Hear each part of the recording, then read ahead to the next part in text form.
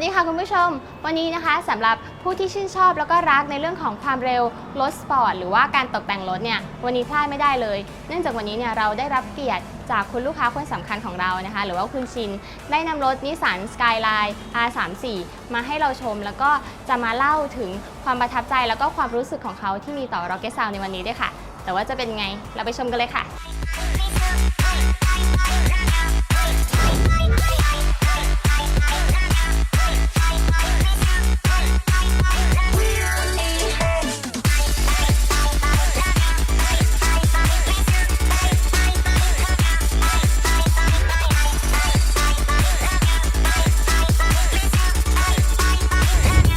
สวัสดีครับชื่อชินครับชินภัทร นำไพศาลครับผมชอบเพราะว่ารูปทรงมันนะครับมันเกือบจะคลาสสิกแล้วแต่ว่าก็ยังมีความสปอร์ตอยู่แล้วก็จริงๆผมเป็นคนชอบรถสปอร์ตครับแล้วก็เมื่อก่อนเล่นรถสปอร์ตมาขายทีไรก็ขาดทุนทุกที ก็เลยเปลี่ยนมาเล่นรถเก่าแล้วก็ทำรถตั้งแต่ช่วงล่างเปลี่ยนเครื่องยนต์เปลี่ยนพรมเปลี่ยนเบาะเปลี่ยนทุกอย่างครับคล้ายๆกับรีสโตร์ทั้งคันนะครับคือคันนี้ก็เป็นคันที่2แล้วที่แบบทำแบบนี้แล้วก็เลยมาทำสุดท้ายทำเสร็จก็มาทำเครื่องเสียงต่อถ้าบอกว่ารถสายซิ่งที่แบบม้าแรงๆท่อดังๆกับเครื่องเสียงไปด้วยกันไม่ได้เนี่ยผมไม่ได้คิดอย่างนั้นนะครับผมมองว่าจริงๆแล้วการที่ขับรถแบบนี้มันก็ต้องคือทุกวันนี้ใช้รถอ่ะคุณก็ต้องพึ่ง GPS คุณไม่สามารถที่จะเอารถที่โหลดต่ำๆเนี่ยขับไปในซอยที่มันอาจจะแบบมีไอ้ถนนมีเขาเรียกอะไรลูกระนาดขรุขระได้นะผมว่าเรื่องนี้ก็จำเป็นแล้วก็อีกอย่างหนึ่งอ่ะผมติดกล้องมองหลังด้วยเพราะว่าเวลาถอยเวลาอย่างเงี้ยรถต่ำๆเนี่ยมันก็จำเป็นที่ต้องใช้แล้วก็เครื่องเสียงเนี่ยจริงๆก็มันไม่จำเป็นต้องฟังท่อดังๆตลอดเวลาก็ได้นะครับจริงๆแล้วชีวิตคนเรามันก็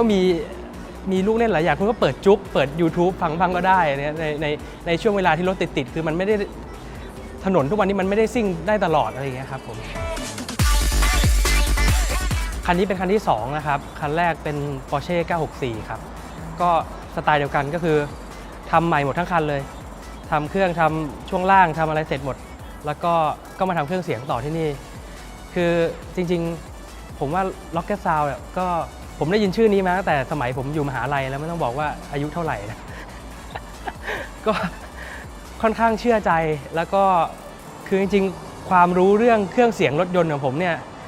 ต่ำต้อยมากผมก็เลยคิดว่าต้องหาร้านที่ไว้ใจได้ครับก็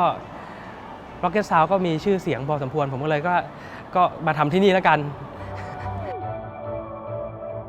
ที่ประทับใจ Rocket Sound เหรอฮะก็ความตรงเวลาครับอันนี้ผมชอบ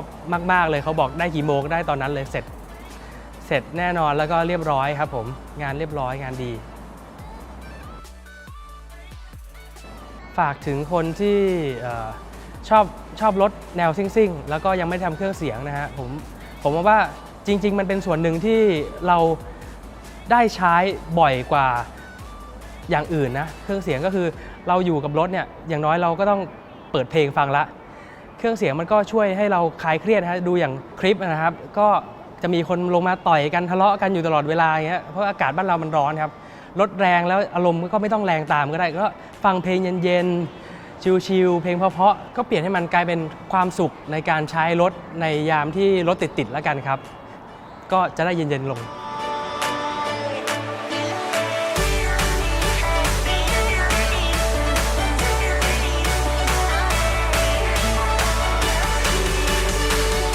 สำหรับระบบในรถคันนี้นะคะเริ่มแรกเนี่ยเราได้ติดตั้งเป็น Head Unit ของ Pioneer รุ่น Z5050BT นะคะจุดเด่นของ Head Unit รุ่นนี้เนี่ยก็คือมีความละเอียดสูงถึง 1080p Full HD นะคะและสามารถรองรับการเชื่อมต่อจาก Apple CarPlay Android Auto แล้วก็สามารถรองรับ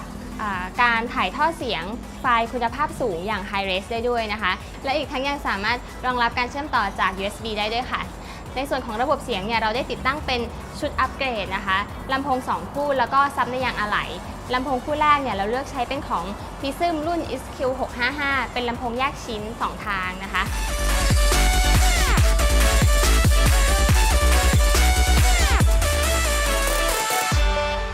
ในส่วนของเสียงกลางเนี่ยเราติดตั้งในช่องเดิมของรถเลย แต่ในส่วนของเสียงแหลมเพื่อมิติในการฟังที่ดียิ่งขึ้นเนี่ยเราก็ได้หล่อเสา A ขึ้นมาใหม่นะคะแล้วก็ทำมุมองศาให้เสียงถ่ายทอดออกมาเนี่ยถึงหูผู้ฟังได้ดีที่สุดด้วย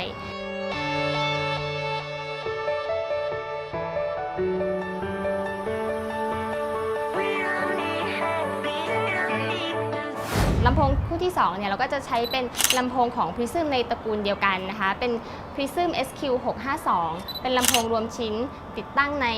ตำแหน่งเดิมของรถนะคะแล้วถัดมาก็ซับในยางอะไหล่ที่เราสามารถติดตั้งได้อย่างง่ายดายในรถทุกประเภทเลยก็เพียงนำซับเนี่ยไปวางไว้บนยางอะไหล่แล้วก็ไขน็อตตัวเดียวเพียงเท่านี้ก็จะได้ระบบชุดเครื่องเสียงที่สามารถถ่ายทอด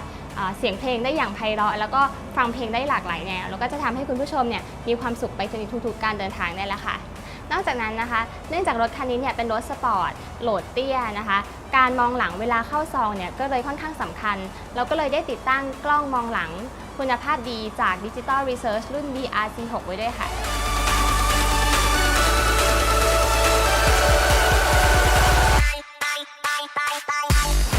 คุณผู้ชมและนี่ก็คือรถอีกหนึ่งสไตล์นะคะกับอีกหนึ่งการติดตั้งและอีกหนึ่งความประทับใจของคุณลูกค้าที่มีต่อเรา Rocket Sound หากคุณผู้ชมสนใจหรือว่ามีคำถามเพิ่มเติมก็สามารถติดต่อมาที่เรา Rocket Sound ได้ทุกๆวันเลยค่ะไม่ว่าจะเป็นรถประเภทไหนขอแค่อยากให้มีความสุขและสะดวกสบายตลอดการเดินทางขอให้คุณนึกถึงเรา Rocket Sound